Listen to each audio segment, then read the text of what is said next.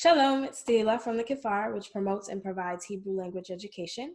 I've been teaching Hebrew online since 2015, and in this video, I'm going to talk to you about 5 quick tips that you can use to both make your life a little bit easier as you're teaching and just make sure that you are taking care of yourself. So the first quick tip is to just make sure that you're staying hydrated. Make sure that you drink a lot of water. If you do a lot of particularly one-on-one sessions, you do a good bit of talking for the day. So just drinking a lot of water. You can also drink tea. That'll just go to help making you not sound like a frog at the end of a long workday. And so because you're going to be drinking a lot of water, tip 2 is to make sure that you are scheduling breaks in between your classes. 10 to 15 minutes, even if it's just 5 minutes, but try to give yourself a little bit more time, is just super important. Not just because you're going to need bathroom breaks. Teachers, we have notoriously strong bladders, but make sure that you take your bathroom breaks. But also sometimes you will have a session that might run a little bit over. You might want to talk to a student about something, and that gives you a little bit of a buffer. It'll give you time to get up, stretch, move away from the computer, go make yourself some coffee, gather some materials or things that you need for your next session, just to give you a little bit of a breather. So make sure that you are giving yourself a break in between sessions and that you're not just going back to back to back with no break at all. And so tip number 3 is to keep as many of your teaching materials as possible as close to your workspace as possible, so that if you need something unexpectedly or you suddenly have a new idea of a new direction that you want to take a lesson in, you can sort of reach over and grab it, and you don't have to get up, leave from in front of the computer, leave your lesson to go find what it is that you need.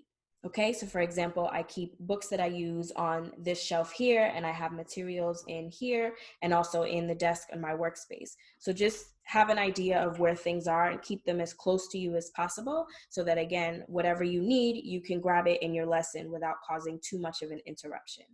And my 4th tip is, as much as possible, try to have a dedicated workspace. And this is especially important for all of us who are working at home.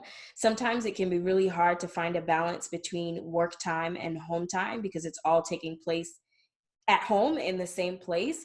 And so having a dedicated workspace really helps to create that boundary between when it's work time and when it's not work time. And again, it also ties into all of your materials being in one place. If you sort of work everywhere, then you run the risk of things ending up and being everywhere. And then when you need what you want, of course, you can't find it.